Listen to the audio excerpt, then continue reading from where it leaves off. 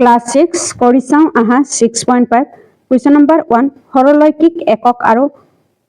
কোণীয়াকৈ এককলৈ তলৰ চিত্ৰবোৰ পৰিসীমা উলিওৱা এইটো চিত্ৰটো পৰিসীমা উলিয়াব লাগিব এম তো আমি এতিয়া উলিয়াম কুৱেশ্যন নম্বৰ এইটো কৰি চাওঁ আহা 6.5 ৰ এম আকৰটোৰ পৰিসীমা এতিয়া এম আকৰটোৰ পৰিসীমা আমি উলিয়াম বাহিৰৰ বাওঁফালৰ তীয় ৰেখাটো কি হ'ব বাহিৰৰ বাওঁফালৰ তীয় ৰেখাটো কিমান আছে 4 একক হ'ব 4 একক আছে ওপৰৰ বাওঁফালৰ পটালিটো এটো ওপৰৰ বাওঁফালৰ পটালিটো কিমান আছে 1 একক হ'ব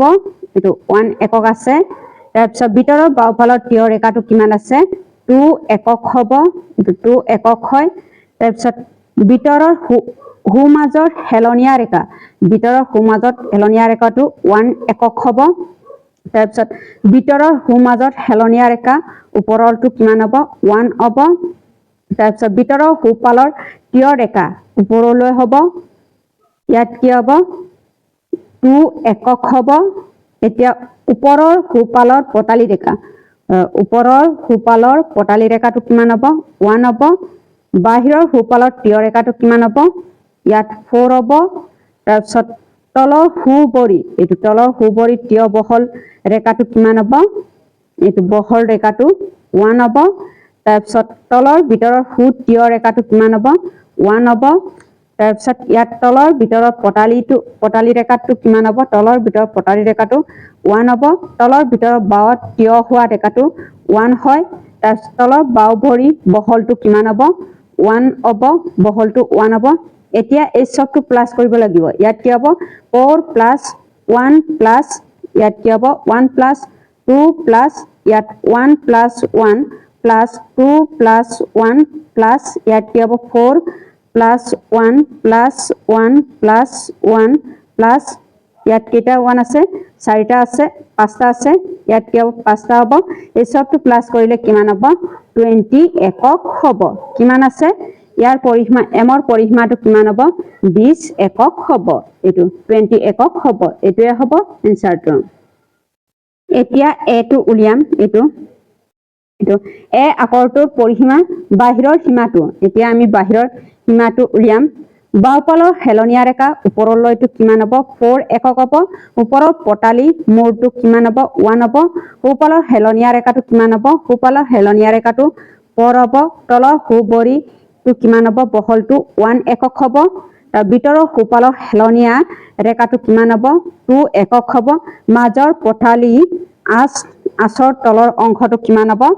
1 হ'ব মাজৰ এটো ভিতৰৰ বাওঁফালৰ হেলনিয়া ৰেখাটো কিমান হ'ব 2 হ'ব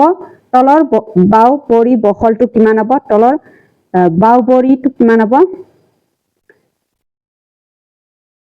1 একক হয় এতিয়া মুঠ বাহিৰৰ মুঠ অংশটো কিমান হ'ব বাহিৰৰ মুঠ অংশটো 4 + 1 + 4 + 1 + 2 + ইয়াত কি হ'ব 2 + 1 + 2 + 1 হ'ব এই সবটো প্লাস কৰিলে কিমান হ'ব 16 হ'ব এতিয়া আকৌ ভিতৰত ত্ৰিভুজ আকাৰ কালি অংশটো কিমান হ'ব ত্ৰিভুজ আকাৰ কালি অংশ ইয়াৰে 3টা বাহু আছে ইয়াত 3টা বাহু আছে ইয়াত কি হ'ব 2 একক হেলনিয়া হ'ব তাৰপিছত 2 একক হেলনিয়া + 1 2 পটালি হ'ব এই দুইটাটো প্লাস কৰিলে কিমান হ'ব 5 হ'ব মুঠ সামগ্ৰী পৰিমাণটো কিমান হ'ব 16 প্লাস এটো 16 আৰু 5 টো প্লাস কৰিলে কিমান হ'ব 21 একক হ'ব এটো এতিয়া টি আকৰটোৰ পৰিসীমা উলিয়াব লাগিব এটো হ'ব টি আকৰটোৰ পৰিসীমা ওপৰৰ দীঘল পটালি ৰেখাটো কিমান হ'ব ওপৰৰ দীঘল পটালি ৰেখাটো 5 একক হ'ব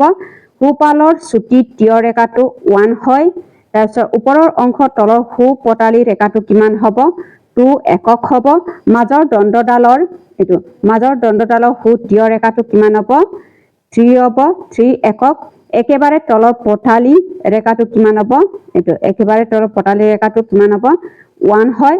মাজৰ দণ্ড বাও তীয় হোৱা ৰেখাটো কিমান হ'ব 3 হ'ব ওপৰৰ সংগ তলৰ বাও পটালি ৰেখাটো কিমান আছে এটো বাও পটালি 2 হ'ব বাওফালৰ চুটি তীয়টো কিমান আছে 1 হ'ব মুঠ যোগফলটো আমি উলিয়াব লাগিব 5 + 1 + 2 + ইয়াত 3 + 1 + 3 plus 2 plus 1 হ'ব এই সবটো প্লাস কৰিলে কিমান হ'ব 18 একক হ'ব এইটোৱে হ'ব এনসাৰটো এতিয়া আমি h টো উলিয়াব লাগিব h টো বাহুদণ্ডৰ বাহিৰৰ টিয় ৰেখাটো কিমান হ'ব 4 একক হ'ব তলৰ বাহুবৰী বহলটো কিমান হ'ব 1 হ'ব বাহুদণ্ডৰ ভিতৰত তলত টিয় ৰেখাটো কিমান হ'ব টিয় ৰেখাটো 2 হ'ব মাজৰ সংযোগকাৰী আচৰ তলৰ অংশটো কিমান হ'ব 1 হ'ব হুদণ্ডৰ ভিতৰত তলত টিয় ৰেখাটো কিমান হ'ব টিয় ৰেখাটো 2 হ'ব তাৰপিছত তলৰ হুবৰী বহলটো কিমান হ'ব 1 হ'ব হুদণ্ডৰ বাহিৰত টিয় ৰেখাটো কিমান হ'ব 4 একক হ'ব হুবৰী ওপৰৰ হুবৰীৰ বহলটো কিমান হ'ব 1 হ'ব হুদণ্ডৰ ভিতৰত ওপৰত টিয় ৰেখাটো কিমান হ'ব ওপৰত টিয় ৰেখাটো 1 হ'ব তাৰপিছত মাজৰ সংযোগীকাৰী আচৰ ওপৰত অংশটো কিমান হ'ব 1 হ'ব বাহুদণ্ডৰ ভিতৰত ওপৰত টিয় ৰেখাটো কিমান হ'ব 1 হ'ব ওপৰৰ বাহুবৰী বহলটো কিমান হ'ব 1 হ'ব এতিয়া টোটেল মুঠ এই সবটো প্লাস কৰিব লাগিব এই সবটো প্লাস কৰিলে কিমান হ'ব 20 একক হ'ব এটোৱে হ'ব 6.5 ৰ প্ৰশ্নৰ উত্তৰটো